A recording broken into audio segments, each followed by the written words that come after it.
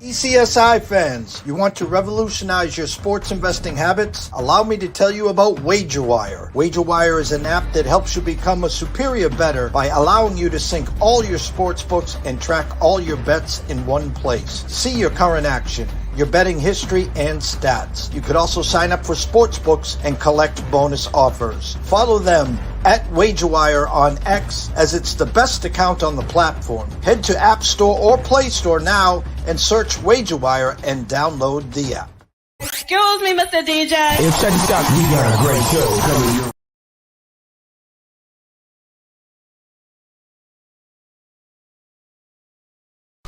2,000 years long, we will never settle. Hard days, no way, with a heavy metal. No time, no fail, won't stop here. Like a torch to a flame when it burns.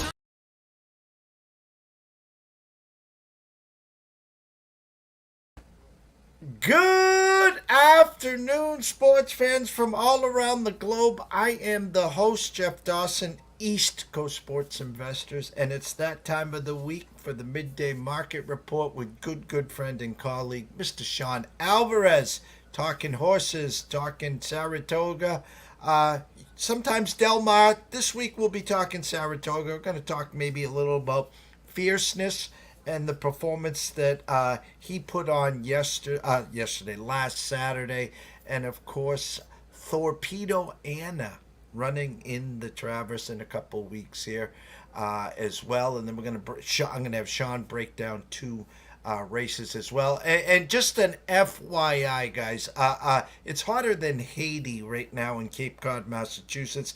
The humidity is through the roof. If I leave the studio and office and I walk to my car, I will lose 2 pounds.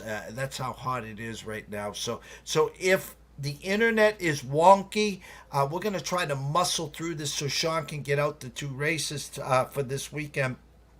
If it just starts acting up like a fool, I apologize and I will pull the cord. So first and foremost, a shout out to our proud partners and sponsorship. Of course, it's WagerWire. Head on over to Google Play, wherever you download the app. It's free. And I promise you, Travis, Zach, myself, Amber, the list is endless. We'll take good care of you. I promise. And of course, Mr. CT Bets, the team, the family, and that's Viva Tequila Seltzer, now with a new flavor, coconut. Go to your local establishments, package stores, Boston Garden. Enjoy one or two. Tell them JD from ECSI sent you. Enjoy. And obviously, drink and wager responsibly. That's what we're here for. So without further ado, the star of this show, Mr. Sean Alvarez. Hey, how you doing, Jeff? You know, if you would lose 2 pounds walking outside, I'd probably lose 10, just with the amount I sweat with anxiety and when I I run a little hot and kind of mentioning what you said about the Vivas. I saw coconut Vivas all over my Twitter feed last weekend, and I was highly jealous. So fingers crossed, maybe Kelly will bring some out for the Westgate Super Contest golf tournament weekend, and I'll be able to try a couple. So nice weekend, fun weekend watching the races. My mispronunciation, I tell everyone, people listen and watch our shows. And so when I speak, you speak, they all listen. And so my butchering of Torpedo Anna, will she run against the boys? Well, a couple days later, after the weekend, they announce that she will be running in the Travis. Initial thought, and as you said backstage, you kind of know the cast of characters, and again, without knowing post position, yada, yada, yada, and who actually is racing, how you think on August 2nd it sets up for her? Yeah, I mean, as you know, I'm a real big believer as pace makes the race, and so let's see, who actually goes to the Travers, who signs up, and what that field looks like, who wants to go to the lead, because she's got a ton of early speed, she's got a high cruising gait, and if she's left alone on the lead, or if there's cheap speed, if you will, she's definitely a top betting pick, if you will, going into that race. But like I said, let's see what the field draws. But if you look back at what's happened in this 3-year-old colt class, or even the older males, there's really no world beaters in the boys division. So, the fact that she's ran 2 just incredible back-to-back races, and she's really just kind of come into her own, it's kind of, why not run against the boys? There's not anybody that, you really have to be scared about. You're not looking at an American Pharaoh. You're not looking at a Justify. You're not looking at these horses that people or trainers will ship away and kind of stay away from, because they know kind of what the outcome's going to be. So with this division being a little bit more competitive, definitely why not? And if we get it somewhat of a decent price and, the pace kind of leans towards her, it's definitely going to be something I would fire at come to the end of the month for the Travers at Saratoga. And that's a perfect lead-in for me here. I want you to go back to last Saturday and what we saw with Fierceness. And I talked backstage, there's not 19 horses there. It was a short field. And as watching the race, they were getting closer to post, and then, of course, loading in, there was some late heavy money coming in on Fierceness. I think closed at 9-5. Hit the lead, thanks, and the race was history there. People are balking about Sierra Leone, and I'm going to have you talk about that race before we talk about your 2 races today. My question to you is, Travers, speed, and I'm not the expert here, but you said, will they allow Torpedo Anna to go to the lead? So I'm going to sound probably like a comedian here. Could there actually, if Fierceness does race, could there actually be a speed duel there with those 2 going back and forth that finally sets up for Sierra Leone and say, hey guys, thanks for burning all your speed and killing each other, and here I come flying past you at the wire? So, and this is my humble opinion. I'm not a trainer. I don't necessarily, see these horses on the backside and whatnot and what they can or believe they can or can't do. But Torpedo Anna has proven that she can set the pit pace or she can sit off the pace. And she's had that closing kick and ran away from the fields in both scenarios. Fierceness, while he did sit off the pace in this last race at Saratoga last weekend, the Jim Dandy is what I'm referring to. He did so in a 6-horse field, and he chased the horse Pony Express, who finished dead last, beating a lot of lengths. So, Javi necessarily didn't respect the horse, kind of sat Fierceness off, in my opinion, on basically he's setting the pace on his own. Don't look at that other horse. This is you just kind of doing it on your own. You don't have to go get that horse, because that horse is going to come back to us. And this is kind of, a similar opinion that I have in the Derby. I don't think Fierceness is as good sitting off the pace. I think he's much better setting the pace, but he's not necessarily quick enough to do that against a lot of these rabbit horses, if you will, horses that are going to go to the lead, see if they can hang on as long as they can, but really it's setting up the race to, for other horses coming off the pace. So I'm not sold on Fierceness being able to sit off the pace, especially in more of a higher quality field, if you will, that we're going to see in the Travers than we saw in the 6-horse Jim Dandy race last weekend. So for me, if it's those 2 horses that are going to go to the lead, I'm probably all in on Torpedo Anna.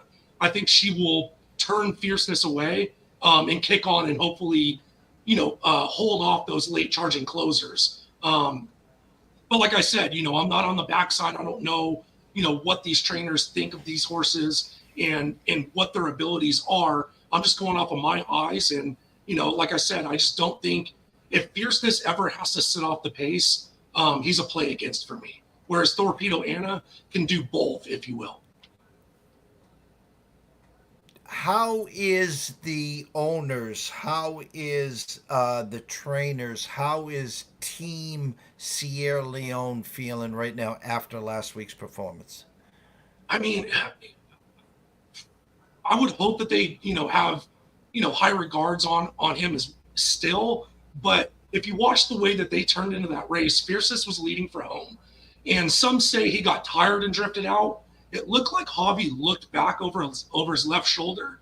And we know that Sierra Leone lugs in. So I thought he drifted Fierceness out, making sure that Fierceness had to keep going out. And then what's he going to do? Drift into Fierceness. Sierra Leone's going to have to go out. Sierra Leone's going to lug in into what? Fierceness, and then Fierceness is probably going to battle on. I thought that's what their plan was, kind of turning for home. So the fact that Sierra Leone and Flavian Pratt were able to cut the corner, dig in at the rail, there's nowhere to lug in when you're on the rail. It's either that or jump over the rail, and he's not doing that. So I really thought at that point, turning for home, Flavian Pratt and Sierra Leone were definitely the winners. And whether it was Sierra Leone flattening out or Fierceness kind of digging in, I don't necessarily think that's a race that Chad Brown and Flavian Pratt and the owners are, hanging their hat on and saying, this is a great horse that we're going to ride in the Travers with. But, we're still a lightly raced horse. He's only made 7 starts in his career. That he is coming into his own, but now Flavian Pratt has ridden him twice. We'll probably see Flavian a third time, whether it be the Travers or somewhere else. So, the more that these jockeys and even the trainers get to know their horse and understand what they want to do, the better they're going to do. Obviously it's I wouldn't say a mythical movie or whatnot, because it is based off the 50-1 Mind That Bird that won the Kentucky Derby. But if you watch that race, the trainer, if you watch that movie, the trainer had no idea what the horse wanted to do until about 3 or 4 or 5 starts later. He said, "Oh, he's a one-paced horse. Take him back, go, and get that one run in him." And it is a movie, but it is based on real life, and that's what these trainers do as well. These are 4-legged animals. I'm sure it'd be a lot easier if they can talk to us, but they do their own talking in their feed bucket, on the training track, the way they're walking around the stalls. So I do think that we're going to see hopefully a little bit better effort out of, one of the better trainers in the United States, and who I think is the best jockey. So, with that combo, I definitely think that we can see a little bit of an improvement coming out of that race. And lastly, you talked about Pratt. You've talked about weeks and weeks leading up to this. And I know my buddy Kenny Magner. If you're listening, Kenny, have a great weekend, my brother. Big Pratt fan. If you were just going to Saratoga for the weekend, and I'm a numbers guy, so if I saw Pratt on a horse that was 15, 20, 25, 30 to 1, I know one thing. There is no way in holy hell that anyone that knows what the hell they're doing thinks that this horse has a chance. If I see Pratt anywhere in the pick'em, favorite, second favorite, third favorite, 5 to 1, 7 to 1, 8, I know he's got a shot. So Pratt's having an amazing meet so far. Thoughts moving forward here with like 3 weeks to go? Yeah, I mean, obviously, and we kind of talked about it earlier. I think Pratt and Irad Ortiz are the 2 best jockeys up at Saratoga, but everybody else does too. So not only are they the best jockeys, but they're also going to get the best horses. So that's obviously going to play into their, win chances and, win record come the end of the meet. But one jockey I wouldn't leave off your card right now, kind of I wouldn't say an unknown based on what he's done the last week or two, is Dylan Davis. The kid's riding his eyeballs out. He ran a great race yesterday where he hugged the rail, saved all the ground, kind of knew that everybody was going to kind of drift out a little bit coming to the turn. I think it won at like 8 or 10 to 1. Wasn't one that I had, so it's definitely sticking in my mind. But that's a jockey that I definitely would keep an eye out, because you're going to get good prices on Dylan Davis. You're going to constantly get 5 to 8 to 10 to 12 to 1. Whereas if you want to bet on Flavian Pratt and Irad Ortiz, like you said, I would say 8 out of the 10 races, they're going to be 2 to 1, 3 to 1, 4 to 1. I mean, when they go off at 4 to 1 or 5 to 1, you're almost, just fingers crossed that the gate opens and the betting stops, because it's a gift at that point. So definitely as a longer shot rider, keep an eye out for Dylan Davis. Well, we're going to break down, you're going to break down 2 races today. First race here, race number 7, Grade 1 Saratoga Derby Invitational. I'm going to bring you front and center, so just give me 1 second here, and then you can break that one down. All right, the stage is yours, brother. Yeah, so the Grade 1 Saratoga Derby Invitational Stakes, don't get me started on why they added the Invitational. I don't know, the Derby Invitational sounds like a tongue twister just every time I say it. So anyways, we're going 2 turns on the turf for 3-year-olds. There is a European shipper, which, if you pay attention to Breeders' Cup races, especially going the route of ground on the turf, it's usually the European invaders that you really have to watch out for. And that's no different here. That's our morning line favorite at 2-1, the 4 Diego Velasquez. But if you look at his race, and what I kind of look at is, the way that their speed figures trend in different directions. And this horse ran his eyeballs out with a time form rating of 115. That's going to be a little bit different from what U.S. racing is used to with Beyer speed figures. But that's a big speed figure for a 3-year-old colt. But if you look at his race, 1 start back, kind of spit the bit, you basically crossed that race out, but that was a 63 time form rating. And the race before that was his previous best at a 101. So if we scratch out the 63, he made a 14-point jump in his time form rating, which now, like we've said before, it's a big travel back over from Europe, or Ireland in this case, to Saratoga. And now he's going to have to replicate, or maybe even take a step above off that career best effort. And horses usually bounce, if you will, which is usually our horse players' term of a regression. And now you're factoring in the travel. So that's your morning line favorite. I'm not necessarily saying I'm going to play against that horse. I'm going to use him a little bit more on the defensive side, but a lot to do with the travel, and also the footing that we're going to see. A good turf course footing over in Europe is like a soft course footing here. You can basically they're usually 1 grade away.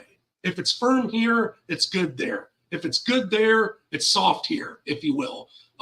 So the fact that he's run really good races off good, even heavy and soft footings, I don't necessarily think you're going to get that at Saratoga, even if it rains. They'll probably scratch off the turf. So again, off the footing, do I want to swallow 2-1 with the travel, maybe a bounce? And that brings me to my top pick, and going to get a little bit weird. It's the 7 Royal Majesty at 12-1.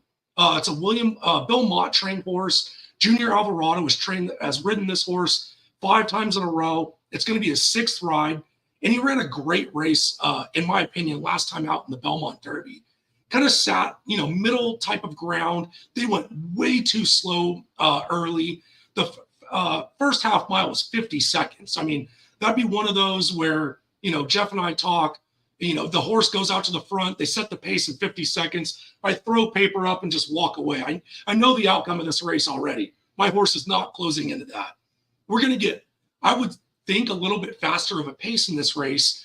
Junior Alvarado knows this horse. He knows what he needs to do to get him home. And now you're going to give me 12-1 in what I think is going to, like I said, pace makes the race. I think the pace kind of hits this horse right between the eyes. So I like the fact that Bill Mott goes back to Junior Alvarado. I think we're going to see a little bit better of a ride here. And at 12-1, I really think that horse has a big shot at that price. And then we look at what is kind of another European invader. The 3 Legend of Time at 7-2 started his career over in Europe, ran 5 races, ran well.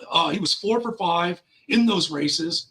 And then Charles Appleby decided to ship him over to the United States, maybe get a little bit better as far as the purses go, and ran a really good race over at Aqueduct 2 starts back.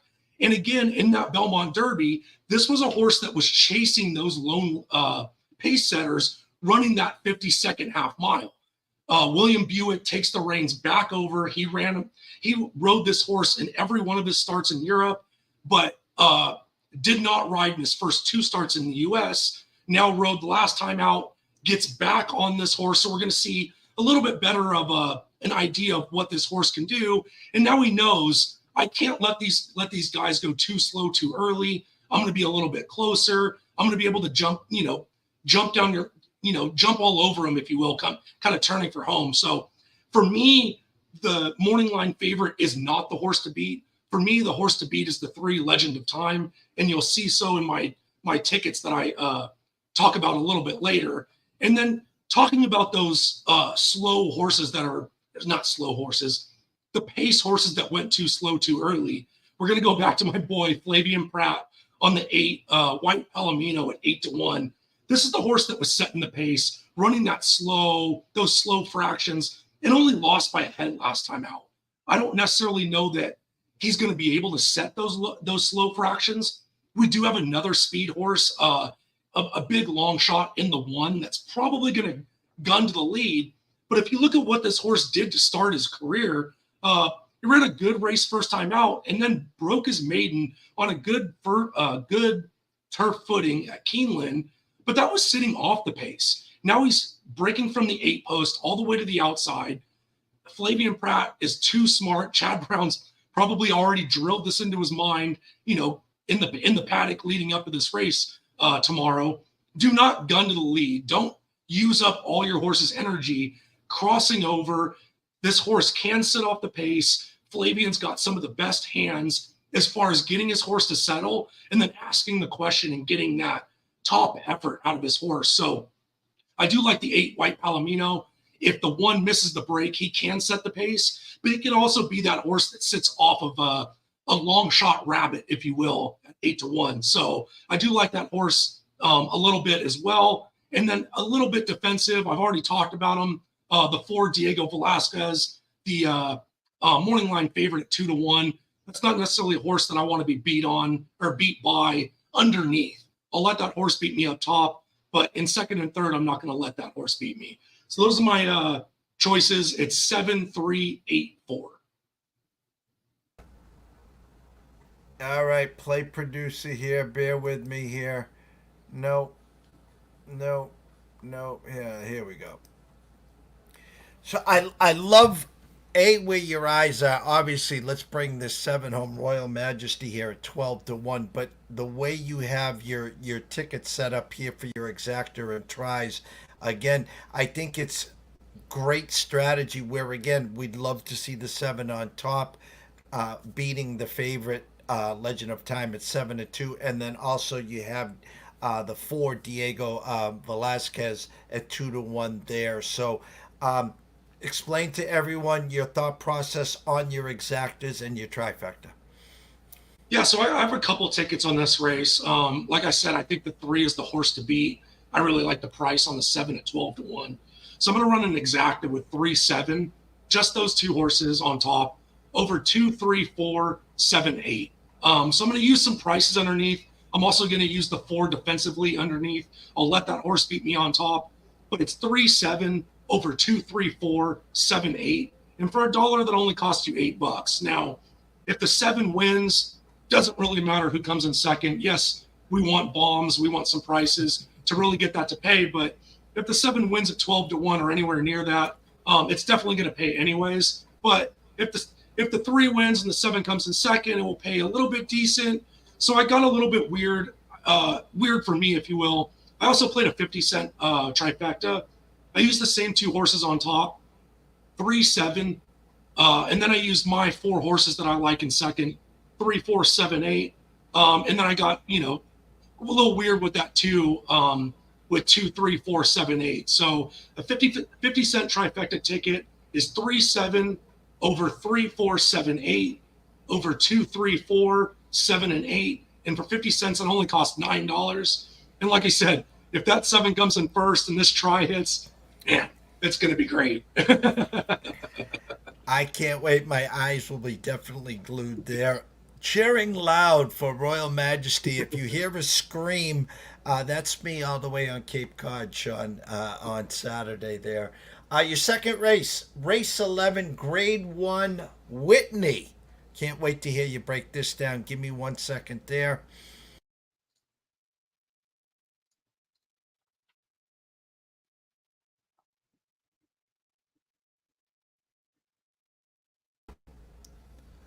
All you.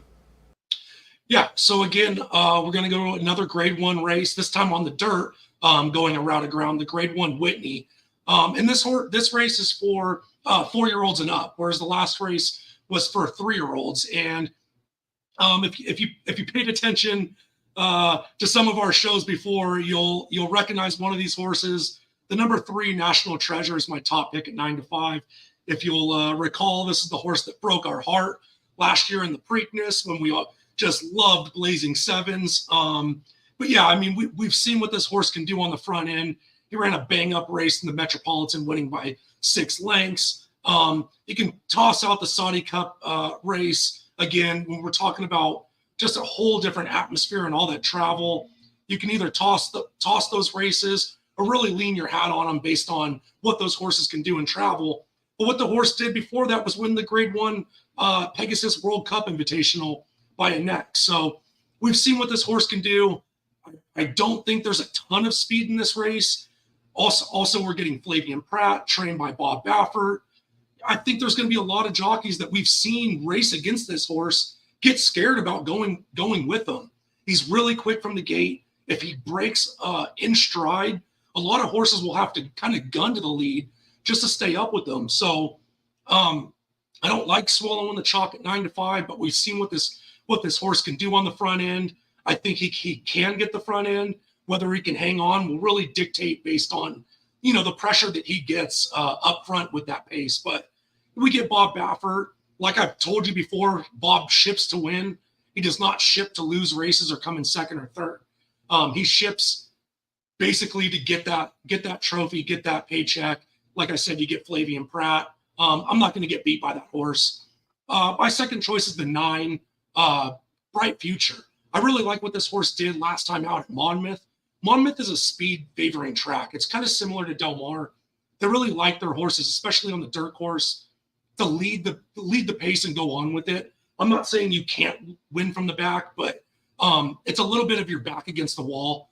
This horse did go off at odds-on favorite, so he did what he was asked to do. But he closed into soft fractions, and I love that kind of angle on what he's going to do. And if somebody's going to go run down National Treasure, they're going to run down these pace setters, it's probably going to be a hot pace. So he's not going to have to replicate what he did last time out against a tougher field. But the fact that he did that, he gets Javi Castellano back on. It's Todd Pletcher. I like what this horse can do from the back, especially getting what I think is going to be a little bit better of a pace scenario to run into. And we talked about this with opening the show.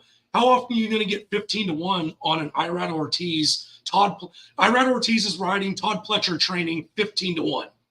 It just doesn't happen. We're getting it here with the 7 Croupi, like I said, at 15-1. He did, again, run behind or into soft fractions in the Grade 2 Brooklyn last time out with Irad Ortiz on board. 2 starts before that, he ran the Grade 2 Suburban at this track, Saratoga, with Irad on and won the race. So he has won actually twice over this Saratoga dirt track. Like I said, you're getting 15-1. We're going to get a closer that can run into soft fractions. And like I said, when I talked about the 9 Bright Future, I think we're going to get, especially if National Treasure is going to be beat, I think we're going to get a hotter pace to run into. And he's shown that he can run into even a slower pace. So give me 15-1 on an Irad Ortiz, Todd Pletcher horse all day. The 5 for me, I honestly, it was more of these are my top 3 picks. Where can I go with the 4th pick? If we're going to get a little bit of pressure, it's probably going to be from the 5 First Mission at 9-2. But I don't think that he has the staying power to stick around with somebody like National Treasure. So this is more of a horse that I wanted to talk about, not necessarily a horse that I like to win on the front end. I don't think that that Flavian Pratt is going to let First Mission go to the lead, especially with his speed. He's not fast enough to beat National Treasure to that first turn unless National Treasure just completely misses the break. And that's not necessarily something I handicap about. I'm not, we're not handicapping the Vikings to lose because we think Justin Jefferson's going to trip on the 20. That's kind of the angle on, thinking that National Treasure is going to miss the break. So this is kind of a horse that I hope is going to go to the lead, put pressure on National Treasure and Flavian Pratt. But this is kind of the speed horse that I think other people are going to talk about. But for me, it's a toss on the win end.